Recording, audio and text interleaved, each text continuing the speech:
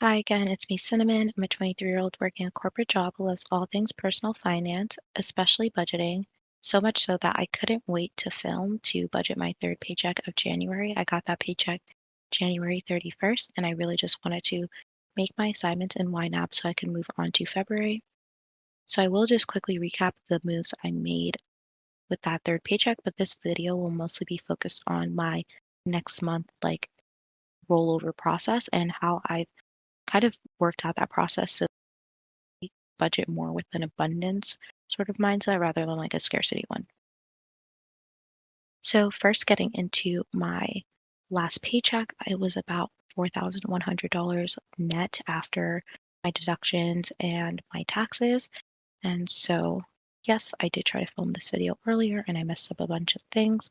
So there's a lot of recent moves that don't apply, but you can see I got that paycheck. I took out all of like my deductions and most importantly, I contributed to my Roth IRA. So I put $3,132.95 to my Roth IRA, which got me to max it out. And then I put $969.55 to my baseline spending goal or baseline investing goal. So now I'm done with like my Roth IRA and can just go into my taxable brokerage.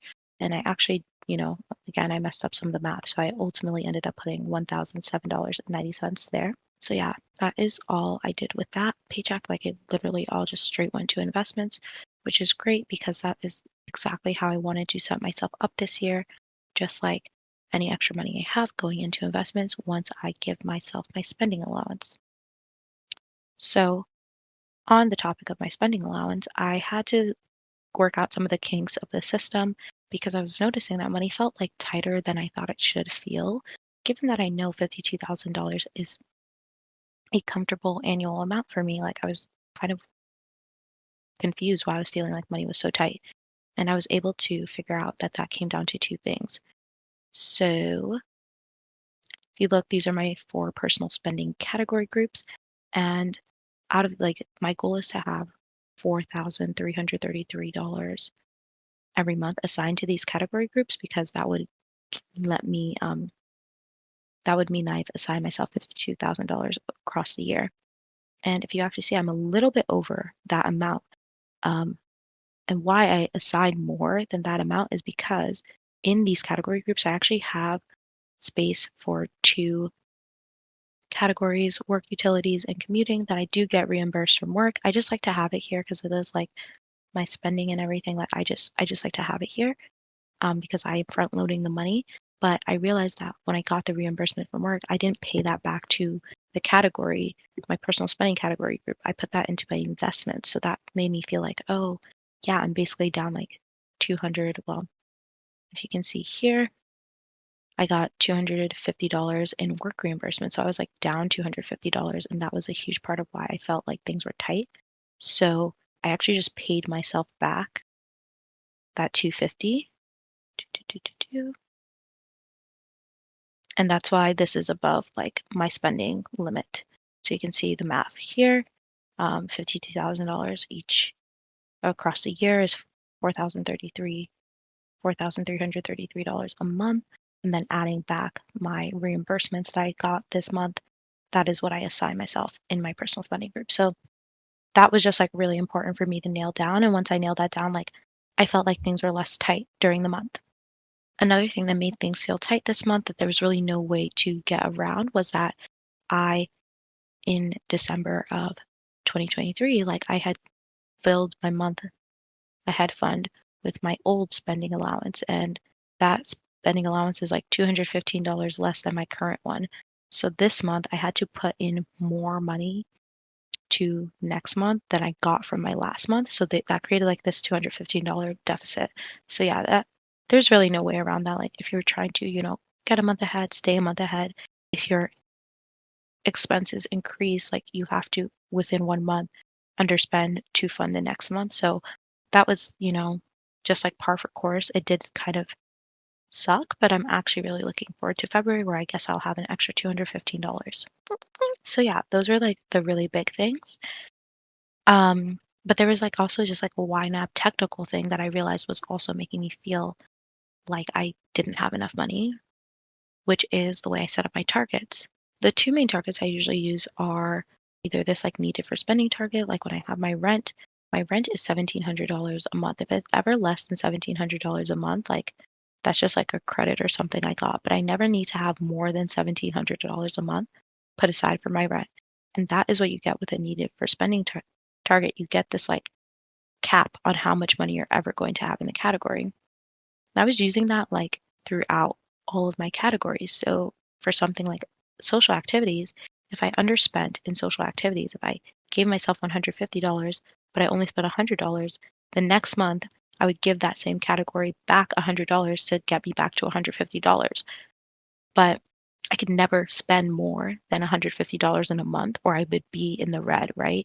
Even though in past months I'd underspent. So I felt like with that needed for spending target, I wasn't rewarding my underspending and I was always kind of keeping myself in this box. So if I had like a low social month versus like a high social month, they weren't evening out. Like I was just, yeah, having rollover that I would ultimately then push to my investments and then overspend and have to take from other places in other months. It was just like a lot more stressful. So I've moved over to using savings builders. And with the savings builder, I'm going to put $150 a month to social activities every month, regardless of how much I spend.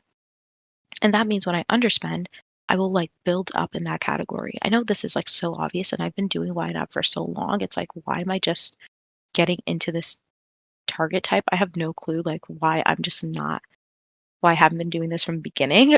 But I think like from the beginning, I was just so trying not to spend too much in any category, but I wasn't really moving with the natural ebbs and flows of life. I don't know. I don't know.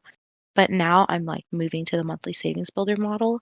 And that is so much better because when I underspend, like I'm rewarded for it. Like, oh, I get to an extra $20 this month if I want to use it. Like I'm even freer in the like next month going forward.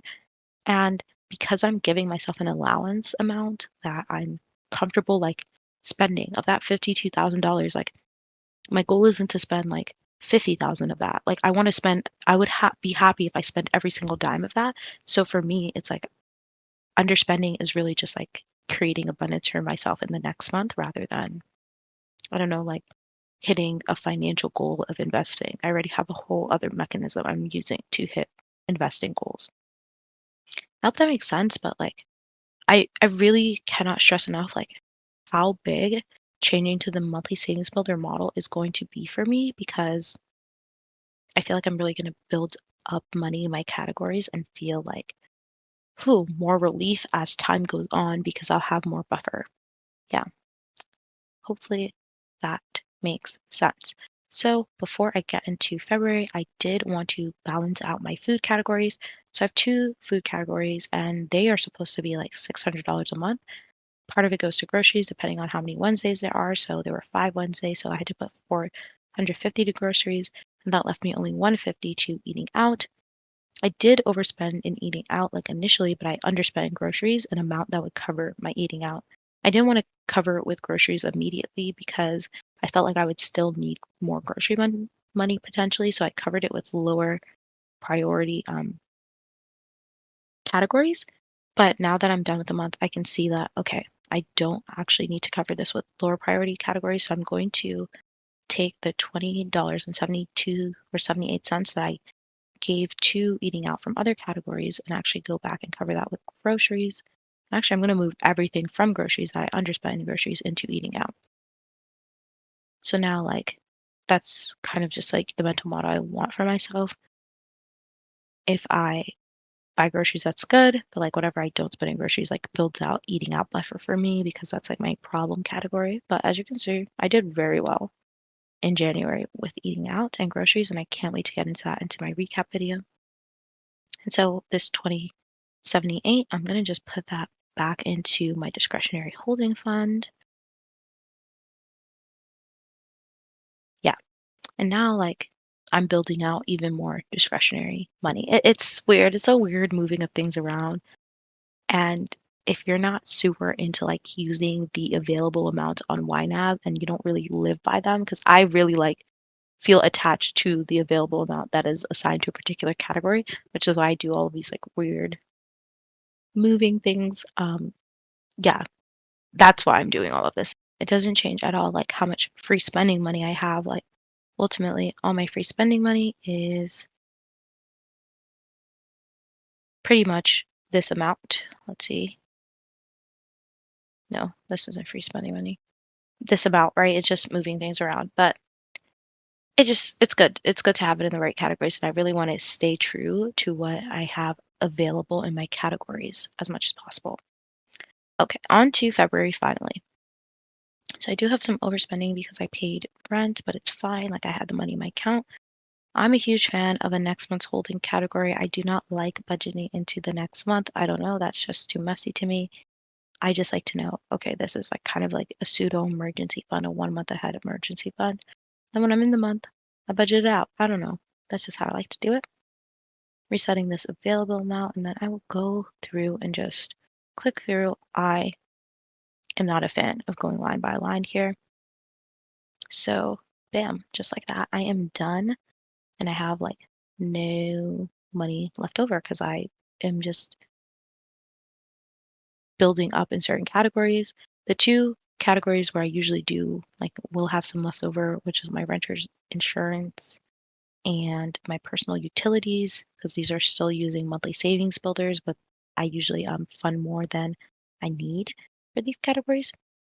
I didn't have any left over in those categories last month because I was covering some other overspending.